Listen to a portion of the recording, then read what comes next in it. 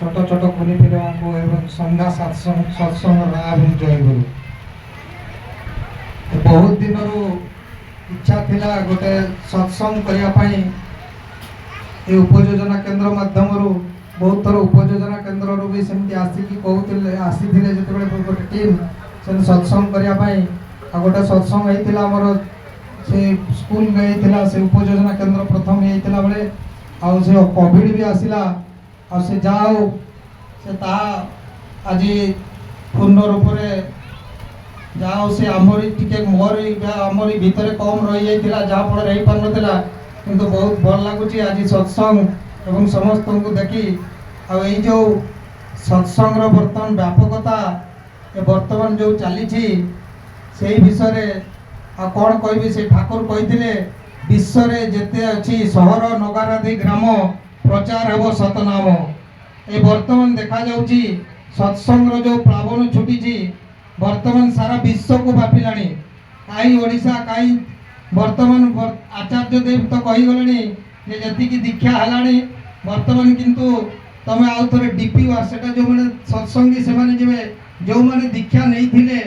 आगुरी भी आम गाँव भी बहुत जन बाहर बर्तमान दीक्षा नहीं सतनाम नहीं छाड़ीदे आउ जो मैंने नहीं नांती से माने भी यही आसतु से ठाकुर को ग्रहण करवा से ठाकुर विषय मुझे संक्षिप्त विवरण कहि से ठाकुर नव रूप आसी से आसी जिते बड़े रामचंद्र रूप तापर आसिले कृष्ण रूप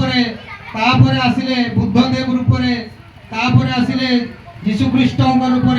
तापर आसिले मोहम्मद रूप तापर श्री चैतन्य देव रामकृष्ण परमहंस तापर नवम नूतन जो आसी ठाकुर से अनुकूल चंद्र रूप से 1888 मसीहा सेप्टेम्बर 14 तारीख जन्म ग्रहण करते हिमायतपुर पावना ग्राम जोटा पावनार हिमायतपुर ग्राम जोटा बर्तमान बांग्लादेश आपर 1946 मसीह से पलि आसिले से जापारी कि कौन भारत स्वाधीनता पूर्वर से किछि मास पूर्व अगस्ट स्वाधीन होता 46 मसीह पलि आसते पाखु सेमती वैज्ञानिक साधु सज्जन समस्ते आसी कृष्ण प्रसन्न भट्टाचार्य आसी से रिसर्च करते ये सहित शिविरमण सहित से ठाकुर ये पाई आसी से ठाकुर को विज्ञान सबू किसी विषय पचारि पूर्वजन्म परजन्म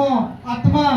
तांकर जेते थियोरी थेसिस जहाँ पढ़ी इलेक्ट्रॉन प्रोटॉन जोटा आधुनिक जुगर सब आम विश्व चरम आम साइंस कहूँ जोटा यूजेनिक्स आम बायोटेक्नोलॉजी पढ़ीचु the development of human race through genetics माने आम मनीष जगत को केमिति डेवलप करवा सेटा रहउची साइंस रो जेनेटिक्स जोटा थियोरी कथा कहचंदी किंतु ठाकुर ताकर विवाह विधान अन्य वाणी रूप में प्रैक्टिकल रूप में देले एवं थरे मु थिली भुवनेश्वर से सेतबे जतिन दाजे ठाकुर पाखे थिले से कहले आमर भारत वर्ष रे बहुत किछि ठीक ठाक अछि जदि जतिन आमे जदि विवाह प्रथा को आउ थरे भल रूप में चलाई देबा ताले सुसंतान माने आसीबा आमर ये रे भारत रे सेमती किछि ये बेसी कठिन लागिबो नहीं से सही भलिया कहिथिले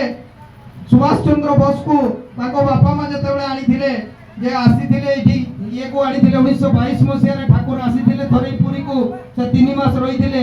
तांको हरनाथ लॉज रे बर्तमान भी हरनाथ लॉज जे जानकीनाथ बोस आ प्रभात भी आनिथिले सेतले जे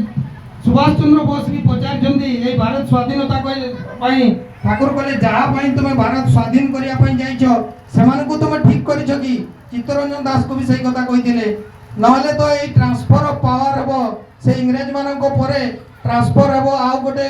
ये पाकू पावर हम पाकू आसीबो किंतु सेमिति किछि हेबन बर्तमान जेमति कहउछंती आमर जेमति धर्म नीति आमर जेमति थिला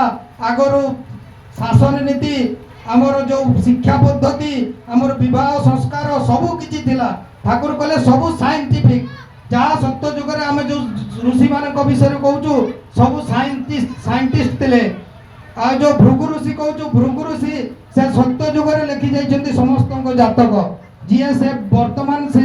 जातक देखा आम पूर्व जन्म भी देखिपर ठाकुर सेटा को आउ थे डिस्कवर करके आउ थे देले आ वर्तमान जुगरे से सतनाम टिकक देइछन्ति जो सतनाम द्वारा वर्तमान जुगर सबुठ उच्चतर स्तर सतनाम से दिन गोटे से पालव ये कही से जो रिसर्च कर से 600 वर्ष पूर्व जो अच्युतानंद दास मालिकार लिखिं से अनुकूल रूपे आसवे आउ सब बर्तमान भी खोजी खोजी बाहर कले कैफर्त पुराण 95 पृष्ठारे से श्री अनुकूल चंद्र रूपे आसवे से धरावतर सतनाम बचिवे व्यापी सतनाम प्रचार करेंगे ये समस्ते चांडाल समस्ते ये आसिकी सतनाम उद्धार पाइबे और यही सब विषय ठाकुर कही जाइछन्ती तेणु यही नव रूप में आसी आम आसतु समस्ते ग्रहण करवा से पाखे सबू किछि और सद्गुरु को आम ग्रहण करी सब आम जिते सब पूर्व पुरुष जो आम सब गुरु बा जहाँ आम देवता मान को कहूँ ठाकुर ये कहूँ समस्ते से सार्थकता और सद्गुरु रूप में आम ग्रहण कले जापर एति कही मोर वक्तव्य शेष कर जय गुरु।